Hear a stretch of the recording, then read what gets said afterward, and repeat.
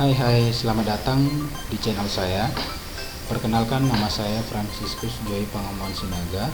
Saya merupakan mahasiswa Universitas Negeri Medan dari Fakultas Matematika dan Ilmu Pengetahuan Alam, Prodi Pendidikan Matematika. Pada video kali ini saya akan membawakan suatu tutorial mengenai uji statistik, khususnya mengenai uji one way ANOVA atau uji satu jalur. Nah, bagi teman-teman yang masih bingung bagaimana cara melakukannya, silakan lihat video ini. Nah, kita akan mulai. Kita akan jalankan terlebih dahulu software IBM SPSS-nya.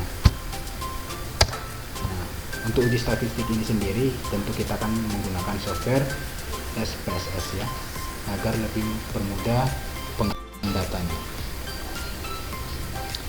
Kita tunggu sebentar.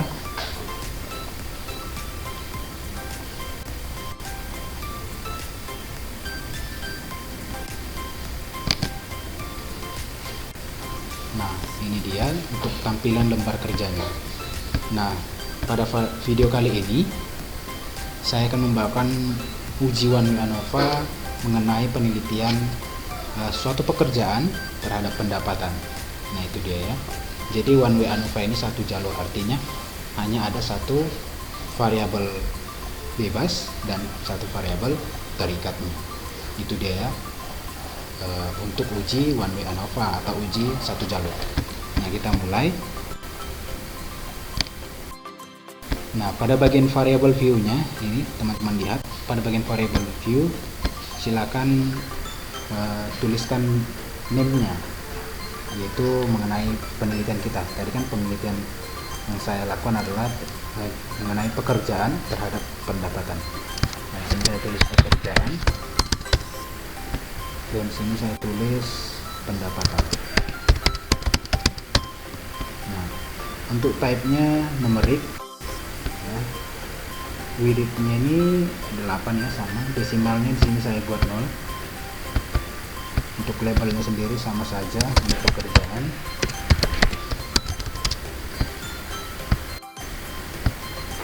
Dan di sini pendapatan. Untuk values-nya pada bagian pekerjaan, nah kita lihat, karena pekerjaan ini ada bermacam-macam ya, di sini saya hanya buat 3 jenis pekerjaan saja, atau saya kelompokkan menjadi 3. Kelompok pertama itu jenis pekerjaan tani yang kita add. Terus untuk jenis pekerjaan yang kedua itu adalah buruh. Dan jenis pekerjaan yang ketiga adalah katakan saja lainnya. Ya, sekali lagi teman-teman sesuaikan saja. Sesudahnya kita okekan. Oke, ini bagian missingnya ini tetap. Untuk measure-nya sendiri pada bagian pekerjaan itu nominal, dan untuk pendapatan itu scale. Oke, teman-teman sesuaikan lagi ya. Selanjutnya kita klik data view. Pada data view klik analyze ini, analyze. Maaf sebelumnya. Nah, kita input dulu datanya. Maaf saya lupa. Nah, ini kita input dulu datanya. Karena datanya sudah saya buat sebelumnya di Excel, ini saya tinggal copy paste saja. Teman-teman silahkan sesuaikan saja berdasarkan hasil penelitiannya. Nah, ini saya foto copy paste saja. Ini dia ya. Sekali lagi, tadi pekerjaannya ini saya kelompokkan menjadi 3. Kelompok 1 itu adalah jenis pekerjaan tani, kelompok 2 jenis pekerjaan buruh, dan kelompok 3 jenis pekerjaan lainnya. Dan pendapatannya ini sudah saya sesuaikan saja. Teman-teman begitu juga, sesuaikan saja berdasarkan hasil penelitiannya. Oke, selanjutnya kita akan memulai uji one way ANOVA-nya. Nah, pada bagian ini kita klik analyze ya, analyze. Kemudian kita pilih compare means. Pada compare means kita klik one way ANOVA. Nah, akan muncul tabel seperti ini. Untuk pekerjaannya ini kita pindahkan ke kolom faktornya nih. Caranya adalah klik ini sekali, kemudian ini. Nah, kami pindah ke sini. Untuk pendapatan kita pindahkan ke dependent list. Nah, mungkin teman-teman masih ada yang bingung mengapa pendapatan kita buat ke dependent list, mengapa tidak ke faktor, atau sebaliknya untuk pekerjaan mengapa tidak di dependent list, ya kan? Mungkin ada yang masih bingung. Nah, begini penjelasannya. Nah, kita lihat penelitian kita lakukan adalah jenis pekerjaan terhadap pendapatan. Dependent list ini sendiri merupakan variabel terikat. Artinya variabel ini seiring-iring akan berubah berdasarkan faktor yang pengaruhi, yaitu faktor pekerjaannya. Jadi bahasa sederhananya, kalau pekerjaannya bagus, maka pendapatannya bagus juga. Ya, misalnya jenis pekerjaan tani, pendapatannya mungkin lebih rendah dari jenis pekerjaan yang misalnya adalah buruh, katakan. Nah, jadi dependence ini adalah variabel terikat yang berpengaruh terhadap faktor yang diberikan. Nah, faktor yang sendiri bisa dikatakan variabel bebas ya, variabel yang akan mempengaruhi si variabel terikat. Oke, saya harap teman-teman mengerti. Selanjutnya pada bagian ini kita klik option.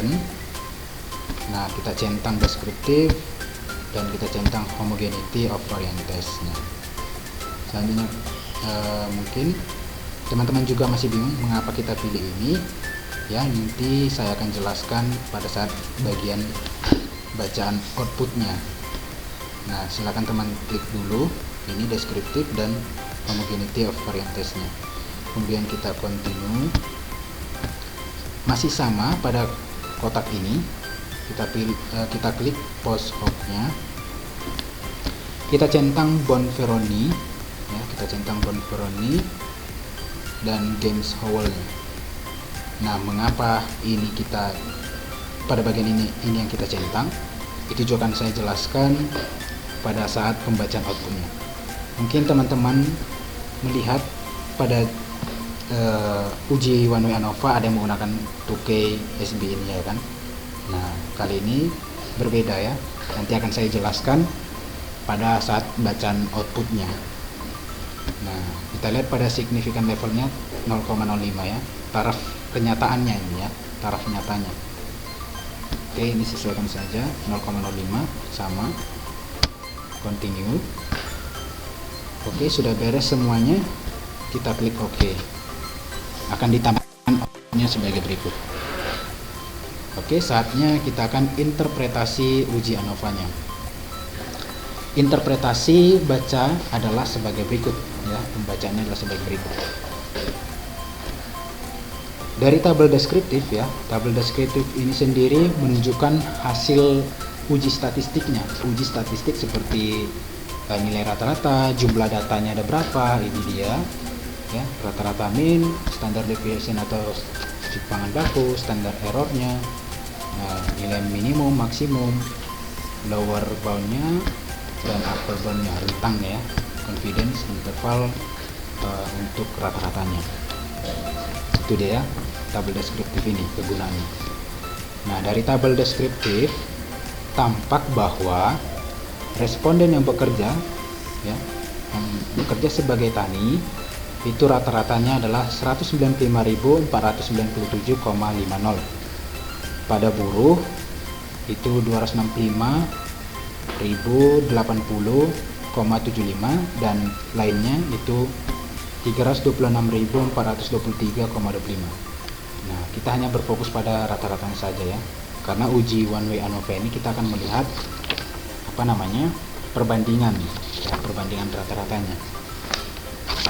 Nah, selanjutnya berdasarkan yang kita lihat ini ya, secara deskriptif terlihat bahwa ya ada perbedaan rata-rata dari tiap kelompok pekerjaannya ya, kan berbeda nih, berarti tampak berbeda ya, ada perbedaan rata-rata dari ketiga kelompok ini. Itu berdasarkan deskriptif. Nah, selanjutnya untuk melihat uji, nanti kita akan lihat pada tabel ANOVA-nya ya. Kita akan bandingkan berdasarkan deskriptif dan ANOVA-nya nanti. Nah, sebelum melanjutkan uji ya, perlu diingat bahwa salah satu asumsi ANOVA adalah variansnya sama. Nah, bagaimana melihatnya? Kita lihat dari tabel test of homogeneity of variance-nya. Ini dia. Terlihat bahwa hasil ya, kita lihat ini berdasarkan based on mean-nya ya, rata-ratanya kita lihat saja pada bagian ini saja rata-rata. Nilai signifikannya 0,357. Nah, mungkin barangkali teman-teman masih bingung bagaimana interpretasi terhadap penarikan suatu kesimpulan. Nah, saya beritahu jika nilai signifikan yang diperoleh itu lebih besar dari taraf nyatanya ya, atau alfanya itu yang 0,05 yang tadi ya, sekali lagi jika nilai signifikan lebih besar dari 0,05 maka H0-nya diterima. H0 ini sendiri pernyataannya adalah variansnya sama. Nah, selain H0 itu ada HA. HA sendiri pernyataannya yaitu variansnya tidak sama.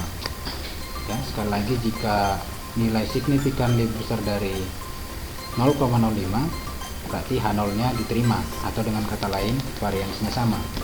Jika nilai signifikan lebih kecil dari 0,05 maka HA-nya yang diterima, yang artinya variansnya berbeda. Kembali lagi kita lihat bahwasanya nilai signifikannya adalah 0,357 yang artinya lebih besar dari 0,05, berarti H0 diterima. H0 diterima berarti variansnya sama. Nah, sehingga kesimpulannya adalah ada bahwasanya varians dari yang ketiga kelompok ini sama ya, homogen, variansnya sama, sehingga kita dapat melanjutkan pada tabel ANOVA.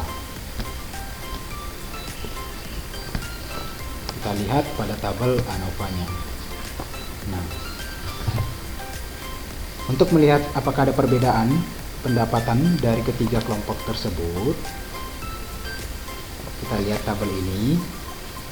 Dari tabel tersebut kita lihat nilai signifikannya ya, kita peroleh itu sebesar 0,037. Nah, untuk H0 dari kasus ini yaitu H0 adalah ada perbedaan rata-rata, sedangkan untuk HA-nya tidak ada perbedaan rata-rata ya. Teman-teman ingat, untuk perolehannya sama ya. Jika signifikan lebih besar dari 0,05 H0-nya diterima, jika signifikan lebih kecil dari 0,05 HA-nya yang diterima. Oke, kita lihat nilai signifikannya itu 0,037 yang artinya lebih kecil dari 0,05, maka kita menolak H0-nya atau menerima HA ya kan. Sehingga kita simpulkan adalah ada perbedaan yang bermakna antara rata-rata pendapatan berdasarkan ketiga kelompok tersebut. Jadi sama ya, berdasarkan deskriptif tadi kita peroleh ada perbedaan rata-ratanya. Juga pada ANOVA ada perbedaan rata-ratanya dari ketiga kelompok pekerjaan tersebut. Oke, berarti sama ya. Nah, selanjutnya kita akan masuk ke interpretasi uji ANOVA bagian post hoc testnya. Jadi perlu diingat, jika hasil uji menunjukkan H0 gagal, maksudnya H0-nya diterima, maka uji lanjut atau post hoc test ini tidak dilakukan, artinya kita tidak usah membacanya ya. Sekali lagi kita lihat dari yang ini ya. Jika H0 nya diterima, posoknya tidak usah dilakukan. Jika H0 nya gagal atau tidak diterima artinya ada perbedaannya, ada perbedaan, maka uji posok ini perlu kita lakukan atau kita lihat. Nah, sekali lagi tadi kan kita sudah peroleh bahwasanya pada tabel ANOVA kita peroleh signifikannya 0,037 dan lebih kecil dari 0,05, yang artinya H0 ditolak atau HA nya diterima, yang artinya ada perbedaan ya, ada perbedaan. Maka uji lanjut post hoc tes ini kita lakukan. Oke, berarti kita lakukan. Untuk menentukan uji mana yang digunakan ya, tadi kan kita ada mencentang Bonferroni dan Gemsol-nya. Nah, jadi untuk menentukan ujinya, uji lanjut mana yang digunakan atau yang kita akan baca ya, bila hasil maka kita harus kembali lihat tabel tes homogeneity of variance-nya ini ya. Nah, bila hasil tes menunjukkan varian sama, itu kita menggunakan uji lanjut, uji Bonferroni. Namun bila hasil tes menunjukkan varian tidak sama, maka uji lanjut yang digunakan adalah uji Gemsol.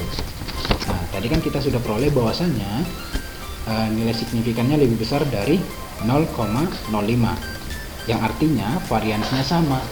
Nah, karena variansnya sama, maka kita akan lihat uji Bonferroni. Kita fokus pada ini ya, dapat dilihat ya pada tabel Bonferroni. Nah, Gemsol-nya kita abaikan. Oke, dari tabel posok tes ini ya memperlihatkan bahwa kelompok yang menunjukkan adanya perbedaan rata-rata pendapatan itu ditandai dengan tanda bintang. Ini dia, tanda bintang ini ya. Dapat kita baca ini. The mean difference is significant at the 0,05 level. Itu dia ya. Jadi perbedaan rata-ratanya bisa kita lihat dari ada bertanda bintang. Coba kita lihat ya. Tani dengan buruh tidak ada bintangnya. Oke.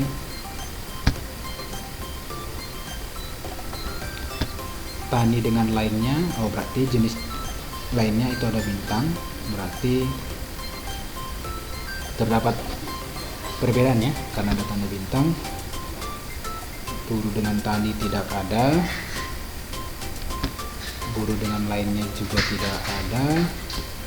Selanjutnya lainnya dengan tani itu ada, berarti tani ada perbedaan rata-rata. Oke, berarti cuma itu saja ya.